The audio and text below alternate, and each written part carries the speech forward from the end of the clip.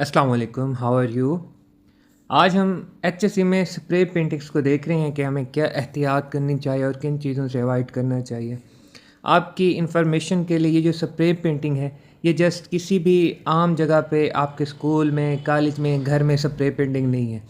जब ये इंडस्ट्री में हो रही होती है तो ये एक बहुत ख़तरनाक किस्म की एक्टिविटी बन जाती है। केस स्टडीज़ हैं मेरे सामने जिसमें क्या हुआ, कन्फाइंड स्पेस थी, कॉलम थी जिसमें एक शख्स स्प्रे पेंटिंग कर रहा था। सर्दियों का मौसम था, उसका जो पेंट था वो जम गया। उसने वो जो बालों वाली हीटर गन होती है उसे यूज़ किया, पर उसे पता नहीं चला, गलती से वो खाना खाने जब गए ये हीटिंग गन ना उसके बाल्टी में चली गई। अब स्प्रे थी मतलब पेंट था।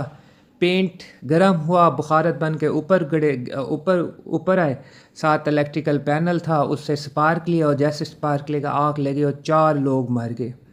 तो स्प्रे पेंटिंग बेसिकली जो पेंट है, पेंट में जो मॉइस्चर है, जो मिस्ट है, वो स्टैटिक चार्ज से, इलेक्ट्रिकल चार्ज से एनर्जी लेके फायर और एक्सप्लोजन कर सकती है। तो उस सेंस में क्या, जब भी स्प्रे पेंटिंग हो रही हो, आपने क्या प्रिकॉशंस करनी है और किन चीज़ों को नहीं करना, डूज क्या हैं और डांट क्या हैं, वो देखने लगे।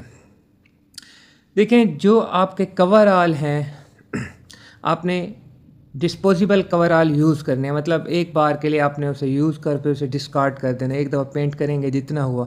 इस तरह जो आपके ग्लव्स हैं वो केमिकल रेजिस्टेंट ग्लव्स होने चाहिए, और जो ये ग्लव्स हैं ये होने भी न्यूट्राइल के चाहिए, प्लास्टिक के ग्लव्स होने चाहिए।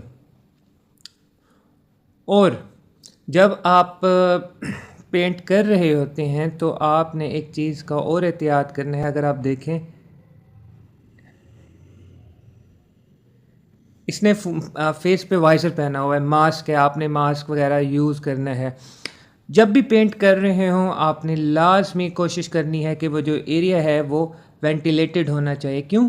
क्योंकि वेपर्स स्प्रे के कमुलेट होंगे तो फायर एक्सप्लोजन रिस्क है, और वो ऐसा रिस्क है जिसकी मतलब बचत नहीं है। अगर जितना कन्फाइंड एरिया होगा तो इश्यूज़ उतने ही ज़्यादा बढ़ जाते हैं। जो वेस्ट होता है पेंट का, और काम के दौरान उसे सेग्रीगेट करना है, सेपरेट करना है।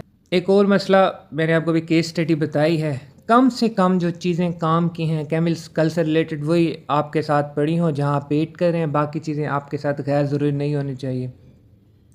आई वाश स्टेशन होना चाहिए क्योंकि जो वेपर हैं वो आई में भी जाएंगे।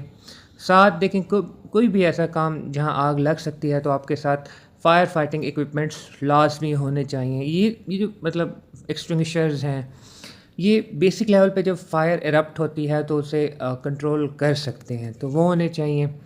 जो वेस्ट है उसे लेबल करना चाहिए। और यहाँ एक और बात भी है, जो स्प्रे गन है जिससे आप पेंट कर रहे हैं, काम करने से पहले उसमें जो मटेरियल इंट्रैप्ड है आप उसे भी रिमूव कर दें। इसका क्या फ़ायदा है कि वो गन आपकी फ्री ऑफ एरर हो जाएगी और आप काम करेंगे। दूसरी बात, बल्कि डांट्स देखते हैं, शॉर्ट वीडियो में बनाने की कोशिश कर रहा हूँ, डिटेल में नहीं जाना चाहता। अब आपने क्या प्रिकॉशंस लेनी है, डांट्स में क्या है?